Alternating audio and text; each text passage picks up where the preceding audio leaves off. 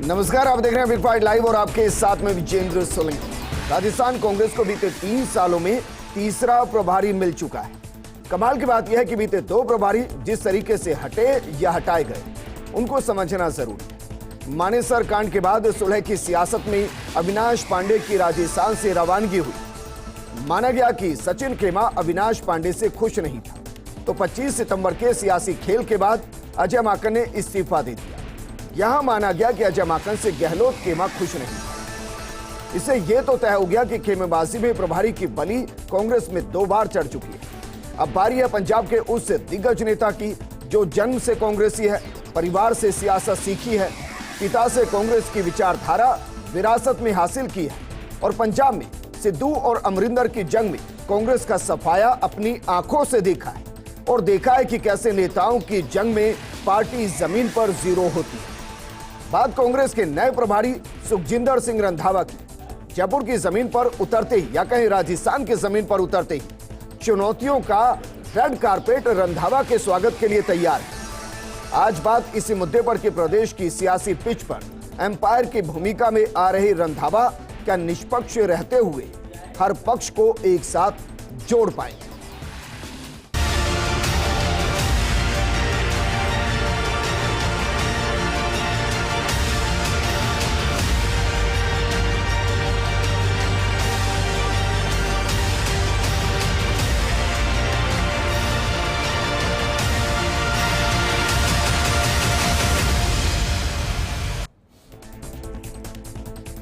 तो नया प्रभार, नए प्रभारी और ढेर सारी चुनौतियां जो राजस्थान में उनको देखने को मिलेगी, लेकिन उनके पास एक अनुभव है। अनुभव है पंजाब का, अनुभव है कैप्टन अमरिंदर सिंह और सिद्धू के बीच में फंसी कांग्रेस और उस कांग्रेस का पंजाब में जीरो होते देखने का एक्सपीरियंस उनके पास है। और अमूमन इस तरीके की तस्वीर वो कहते हैं कि राजस्थान में भी बनी है। इस मुद्दे पर बात करने के लिए हमारे साथ मौजूद हैं कांग्रेस प्रवक्ता आरसी चौधरी जी, बीजेपी नेता मुकेश पारिक जी, राजनीतिक विश्लेषक देवेंद्र शास्त्री जी। आरसी चौधरी जी, अविनाश पांडे जी को देखा है आपने, अजय माकन जी को देखा है आपने, क्या लगता है रंधावा जी इन दोनों में से किसके जैसे होंगे या बिल्कुल अलग होंगे? देखिए विजेंद्र जी, मैं कहना चाहूँगा कि 4 दिसंबर 2022 को नवनिर्वाचित जो पार्टी के राष्ट्रीय अध्यक्ष हैं मल्लिकार्जुन खड़गे जी, उनके नेतृत्व में एक स्टैंडिंग कमेटी की मीटिंग होती है और उस मीटिंग के अंदर ये निर्णय लिया जाता है और अध्यक्ष के द्वारा ये निर्देशित किया जाता है कि तमाम प्रदेश के प्रभारी, तमाम जनरल सेक्रेटरीज, क्या वो अपने प्रदेश के अंदर जिसमें प्रभार क्षेत्र में हैं वहाँ पे 10 दिन का समय बिता रहे हैं, क्या जिला मुख्यालय पे जा रहे हैं, तमाम संगठन की गतिविधियों को लेकर उनसे चर्चा की गई और उन्हें निर्देशित किया गया कि अगले 15 दिन से 1 महीने के बीच के अंदर संगठन की गतिविधियां क्या रहेगी, वहां पे जनता के मुद्दे क्या हैं, उनको उठाने की रणनीति क्या रहेगी, ये तमाम मुद्दों को लेकर उनको चर्चा हुई। लेकिन खड़गे जी को जानकारी नहीं होगी सर, राजस्थान में संगठन नहीं है, जिला अध्यक्ष बने नहीं है, ब्लॉक अध्यक्ष बने नहीं है। यहाँ तो चुनौती पहले ही है कि संगठन बनाइए तो सही, मीटिंग तो बाद में लेंगे। विजेंद्र जी, निश्चित रूप से लंबे समय से एक चुनाव की प्रक्रिया चल रही थी। यहाँ पे डेमोक्रेटिक सिस्टम है, संगठनात्मक चुनाव के ढांचे को लेके नीचे से लेकर की खिचड़ी कहते हैं वैसे, जो पकती नहीं है। 4 साल हो गए। देखिए निश्चित रूप से आपका अपना एक व्यू हो सकता है, लेकिन मैं सोचता हूं कि लोकतांत्रिक प्रक्रिया को जब किसी भी जगह पे अपनाते हैं तो एक दिन में पूर्ण नहीं होती। जब नीचे से बूथ से लेके लंबा सफर तय करना होता है तो उसमें समय लगता है और समय लगने के साथ में जो लोगों के द्वारा चुना जाना अपने आप में एक महत्वपूर्ण है जी। निश्चित रूप से पूरे देश के अंदर जितने भी जो पीसीसी डेलीगेट चुने गए उन सब ने, मैं राजस्थान की विशेषकर बात करना चाहूंगा, जितने पीसीसी डेलीगेट बन के आए उन्होंने प्रदेश अध्यक्ष के निर्वाचन के लिए हमने हाईकमान पे फैसला छोड़ा। उन्होंने कहा कि वो जो निर्णय करेंगे वो हमें मंजूर होगा। अच्छा, इसलिए सर मैं तो नए प्रभारी की नई चुनौतियों का जिक्र कर रहा हूं। आप तो कांग्रेस के अंदर हैं, कांग्रेस आपके अंदर है। मेरा सवाल ये कि उनके सामने पहली चुनौती आपको क्या लग रही है? क्या पहली चुनौती ये रहेगी कि 1 लाइन का प्रस्ताव पास कराना, क्योंकि ये सीधा आलाकमान से जुड़ा है, प्रतिष्ठा से जुड़ा है, या अब ये बात बहुत दूर की हो गई है, अब ये कोई प्रक्रिया का हिस्सा बचा ही नहीं? देखिए मैं कहना चाहूँगा कि इस बात को लेकर जिस बात का आप जिक्र कर रहे हैं कि 1 नाम का प्रस्ताव, 1 लाइन का प्रस्ताव, ऐसी बात कभी भी इससे पूर्व जो प्रभारी रहे उन्होंने कभी नहीं कही। लोकतांत्रिक प्रक्रिया के अंदर सब तमाम जो पार्टी के संगठन के जो पदाधिकारी हैं, हमारे चुने हुए जनप्रतिनिधि, उन सबसे राय शुमारी की जाती है। जनता के मुद्दों को लेकर, संगठनात्मक गतिविधियों को लेकर, संगठन के पुनर्निर्माण को लेकर तमाम सब चीजों पर चर्चा की जाती है। यही एक लोकतांत्रिक प्रक्रिया है। सर वो हुआ नहीं था ना 25 सितंबर को, इसीलिए तो आए थे। फिर 91 क्यों दूर चले गए थे इस्तीफा देने के लिए? देखिए, कहीं पे कोई जब किसी भी चीज़ को जब घटना होते हैं, कहीं पे अपने आपके कुछ विचार अलग हो सकते हैं, लेकिन मैं ये कहना चाहूँगा कि उसके बाद में हमारे केसी वेणुगोपाल जी का बयान आया।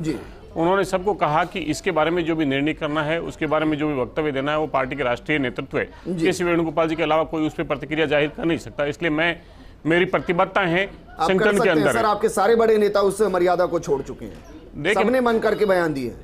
देखिए, तो मैं गिना दूं। हाँ, निश्चित रूप से आप गिना भी सकते हैं और ना गिनाने की जरूरत है, क्योंकि ये सार्वजनिक पटल पे है, इन चीज़ों से निकाला नहीं जा सकता। लेकिन किसी की पार्टी के प्रति प्रतिबद्धता होती है तो उस प्रतिबद्धता ना सिर्फ एक आरसी चौधरी यहाँ पे पार्टी के उन तमाम असंख्य कार्यकर्ताओं का प्रतिनिधित्व करता है। इसलिए मेरी इस पार्टी के प्रति प्रतिबद्धता है और हमारे संगठन के जो मुखिया है उनका जो निर्देश है उनकी सबसे हमें पालना करनी है। पहली चुनौती क्या होगी? आप कांग्रेस के अंदर भली भांति जानते होंगे, मुझे लगता है समस्या क्या है? मुझे लगता है कि चुनौती कुछ नहीं है। चुनौती सबसे अच्छी ये है कि राजस्थान के अंदर, राजस्थान का ये सौभाग्य है कि यहाँ पे तजुर्बा और तरुणाई का संगम है। उस संगम को किस प्रकार से अटूट बनाया जाए, किस प्रकार से आपको ध्यान होगा, एक ने तजुर्बे का साथ दिया था, वो भी राजस्थान से चले गए। एक ने तरुणाई युवा का साथ दिया, वो भी राजस्थान से चले गए। देखिए, आप किनका जिक्र कर रहे हैं और क्या बातें कहना चाह रहे हैं, किसका साथ दिया? साथ जो भी प्रभारी आता है उसका किसी पे भी व्यक्तिगत कोई इंटरेस्ट नहीं होता। उनका इंटरेस्ट ये होता है कि पार्टी है, संगठन है, तो हम सबका वजूद है। देवेंद्र शास्त्री जी, मुझे लग रहा है कि आप खुलकर बोल पाएंगे। सर, रंधावा जी के सामने सबसे बड़ी चुनौती क्या है? मैं दो चुनौती बड़ी बता रहा हूँ। पहली ये कि सचिन पायलट और गहलोत गुट दोनों के लिए गुड बुक्स में खुद को लाना, दोनों के गुड बुक्स में खुद को लाना, ये चुनौती है।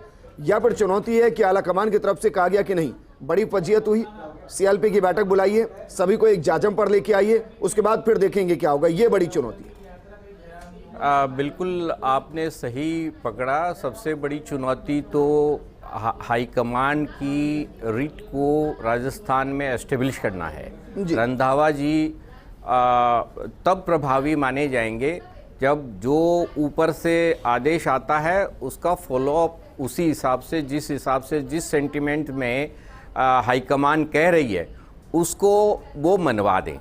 अब दिक्कत क्या है कि असल में समस्या ये प्रभारियों की नहीं है, ये समस्या हाईकमान की है। हाईकमान एक पावर सेंटर को रिकग्नाइज करे और उसके ऊपर कंसंट्रेट करे तब कोई दिक्कत नहीं है।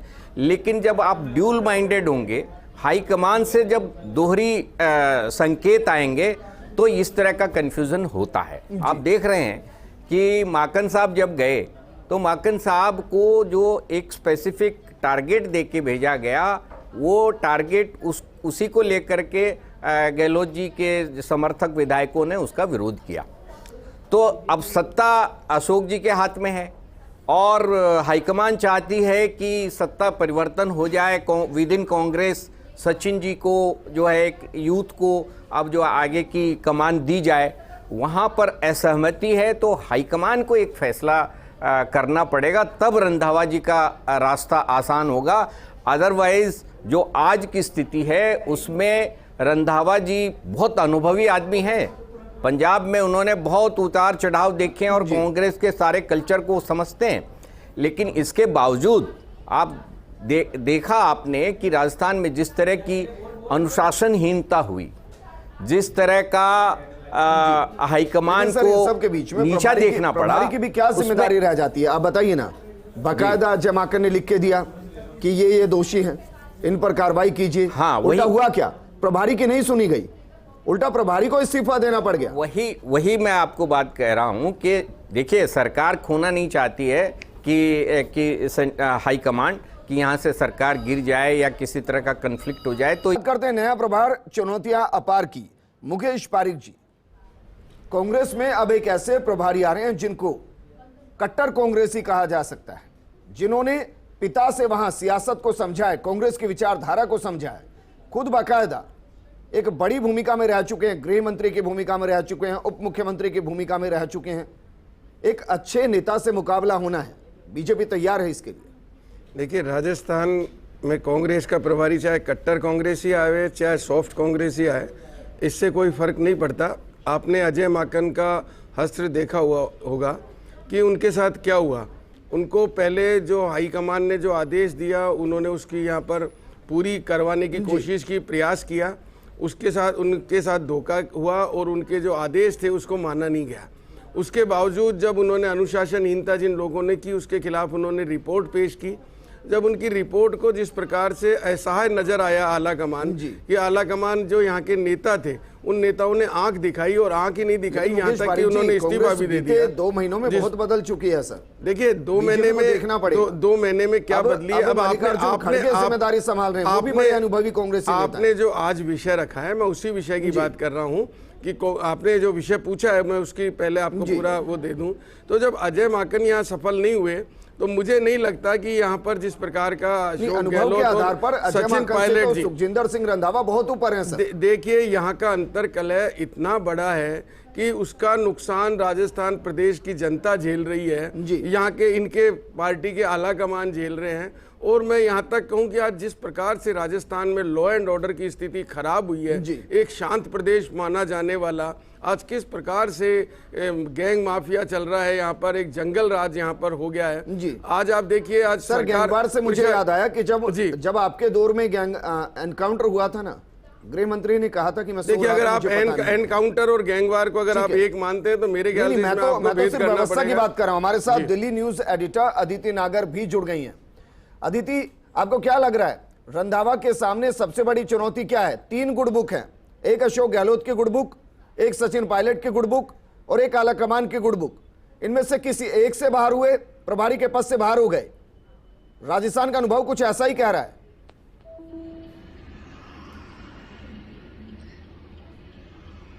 बिल्कुल, राजस्थान की मिट्टी है। खुद आला कमान को भी कई बार सोचने विचारने के बाद सोनिया गांधी और मल्लिकार्जुन खड़गे ने ये फॉर्मूला निकाला और रंधावा जी को चूज किया। देखिए रंधावा जी की मैं बहुत कम शब्दों में बता दूं कि रंधावा जी के लिए सबसे बड़ी बात यह है कि एक तो आला कमान की गुड बुक्स में वो ऑलरेडी हैं और अभी तक का इतिहास में वो बुरी से बुरी स्थिति में जब आम आदमी पार्टी की पहल थी तो चुनाव नहीं वो हारे। अब उनके सामने चुनौती की आपने बात करी, जाहिर तौर पे तीनों चुनौतियां आपने बता दी हैं, लेकिन अब चुनौती एमएलएस को मनाने की भी है और चुनौती ये जो मल्लिकार्जुन खड़गे ने ये जो टारगेट दिया है कि सब प्रभारी सबसे पहले तो जिले में जाएं, ये नहीं कि आप एयरपोर्ट से मैरियट से सीएमआर जाएं।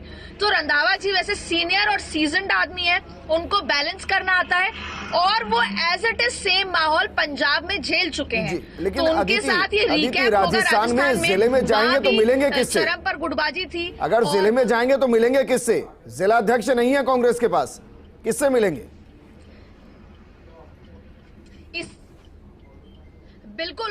बिल्कुल यही बात है कि आला कमान को भी होमवर्क पूरा करने की जरूरत है और उसकी मांग लगातार हुई है। जब केसी वेणुगोपाल आए थे तो दोनों ही गुटों को जब उन्होंने कहा कि आप चुप रहेंगे, कोई बयानबाजी नहीं करेंगे, तो उस समय ये मांग की गई कि आप सबसे पहले जिलों की नियुक्ति करें। वो लिस्ट अजय माकन पहले ही मल्लिकार्जुन खड़गे को दे चुके हैं और मल्लिकार्जुन खड़गे अब उसमें कुछ अमेंडमेंट चाहते हैं क्योंकि उसमें भी गुटबाजी की बहुत सारी भारी दिक्कत है।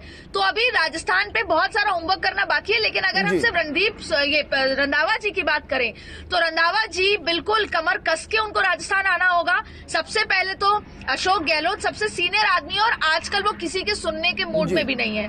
तो ऐसे में अदिति, यहीं से सवाल मेरा दूसरा शुरू होता है कि उनको ये भी कसकर कमर आना पड़ेगा कि आपको अपनी प्रतिष्ठा भी बचा कर रखनी है। जरूरी नहीं कि आप कोई रिपोर्ट दिल्ली दे देंगे तो उसको प्रभारी के तौर पर मान लिया जाएगा। अजय माकन के साथ यही हुआ, उन्होंने जो लिख कर दिया वो तो हुआ नहीं, उल्टा उनको इस्तीफा देना पड़ गया। बिल्कुल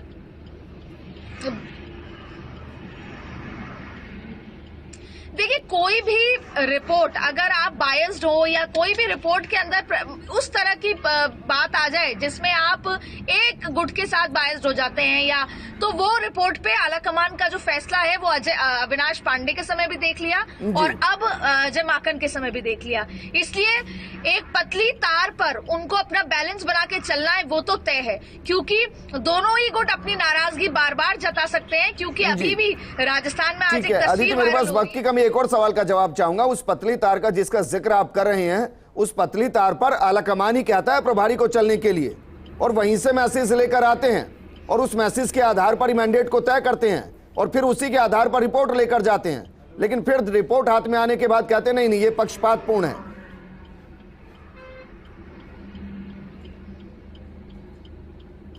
तो बस आला कमान को रिजल्ट चाहिए, तरीका कुछ भी हो, क्योंकि आला कमान ने कहा था एक लाइन के उस संदेश में मुझे एक लाइन का जो प्रस्ताव है उस पर साइन करा के लाओ, लेकिन अजय माकन के तरीके से नाराजगी थी राजस्थान में, चाहे वो अशोक गहलोत को हो, चाहे वो 102 एमएलए को, कि तरीका गलत चुना है। तो शायद क्योंकि रंधावा जी एक्सपीरियंस्ड है, चुनाव जीत चुके हैं, तो उनको तरीका सही अपनाना होगा कि उनके पास अनुभव भी है कि दो नेताओं की जंग में जमीन पर किस तरीके से पार्टी जीरो हो जाती है, यह अनुभव भी उनके पास है और यह काम आएगा।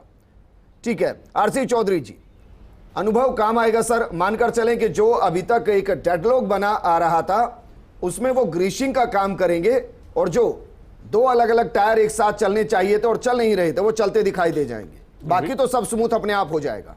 विजेंद्र जी, मैं कहना चाहूंगा जिस बात का जिक्र आपने किया, जिस बात का जिक्र आदित्य ने किया, अभी नए हाईकमान हैं मल्लिकार्जुन खड़गे जी, उन्होंने जब मीटिंग लेके जो संदेश दिया है वो प्रभारी लेके किस प्रकार से जो कार्य की रूपरेखा है और कितने समय के साथ में वो चीज़ें करनी है, ये नए क्लेवर के अंदर नए चैलेंज के साथ में निश्चित रूप से जो जितने भी जो प्रभारी हैं वो करेंगे। और कहीं पे भी ऐसा किसी भी तरीके का ऐसा कुछ चीज़ें नहीं रही। बार बार आप जिस बात का जिक्र कर रहे हैं, मैं उस समय एयरपोर्ट पे था जहां पे माकन साहब ने इस बात को कहा कि हमें विधायकों से रायशुमारी करनी है जी, इसलिए एक सिंगल प्रस्ताव की मैं कह रहा हूं डेमोक्रेटिक तमाम चीजें, बंद कमरे का वीडियो आया था, एक देखा होगा आपने। मुझे बोलने का अवसर दीजिए प्लीज। मैं बोल रहा हूं कि बंद कमरे का वीडियो भी आया था, तमाम जो वीडियो आए, लेकिन बार बार किसी के शब्दों को अलग कर देना जी, जो बात लेके आए, जो आपको मीडिया के माध्यम से कही, वो ये बात की थी। दूसरी, भंवर चारण ने अभी कहा कि 8 तारीख को नतीजे आने हैं, हो सकता है वो प्रेस वार्ता नहीं करना चाहिए। आपकी सुन लीजिए वो बात गलत थी।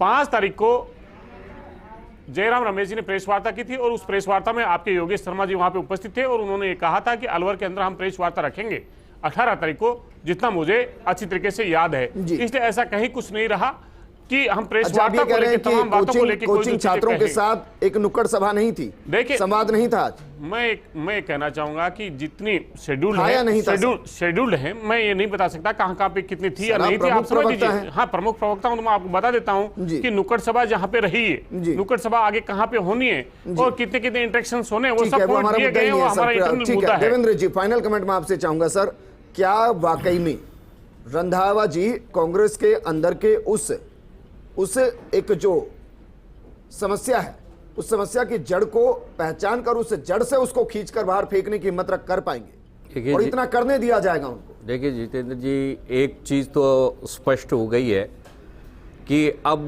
जो राजस्थान में मुख्यमंत्री बदलने का जो इशू है, मुझे लग रहा है कि वो डाइल्यूट हो गया, वो खत्म हो गया। इसलिए रंधावा जी के लिए एक ये राहत की बात है कि वो जो विवाद जो चला आ रहा था मुख्यमंत्री पद पे सचिन को बैठाना और गहलोत जी को सेंटर में पहुंचाना, ठीक है। तो एक चीज मैं और मतलब बताना चाह रहा हूं कि एक लाइन के प्रस्ताव की बात अब बहुत पुरानी हो गई है, उसकी पुरानी हो गई, इसलिए रंधावा जी के सामने वो चुनौती नहीं रह गई है। अब ये है कि अगर नई ये पीढ़ी को सत्ता सौंपनी है या राहुल गांधी को सत्ता सौंपनी, ये कह लीजिए, कांग्रेस में एक्चुअली उनकी ग्रिप बनानी है, तो नए लोगों को आगे आना है। उस प्रक्रिया को अगले चुनाव तक मुझे लग रहा है कि कांग्रेस पार्टी टालने में सफल हो गई है, तो मुझे नहीं लग रहा है कि इसमें कोई। मुकेश पारीक जी, एक लाइन में जवाब दीजिए सर। एक गंभीर नेता है, गंभीरता से लिया जा रहा है उनको बीजेपी में?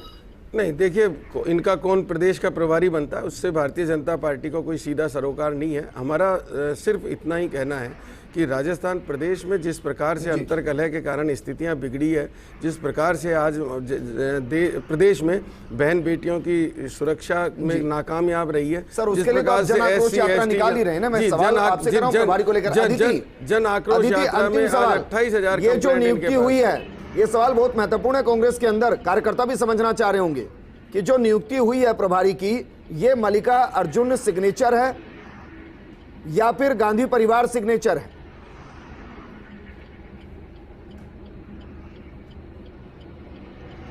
देखिए, सिग्नेचर तो गांधी परिवार का ही है, लेकिन मल्लिकार्जुन खड़गे के साथ बाकायदा परामर्श करके ये सोनिया गांधी और मल्लिकार्जुन खड़गे का स्ट्रांग फैसला है इनको लाने का। लेकिन मुझे लगता है कि उससे पहले भी कोई नाम आया था, जैसे शैलजा कुमारी का, लेकिन उस पर कहीं ना कहीं आपत्ति हुई राजस्थान की तरफ से, किसी एक नेता की तरफ से।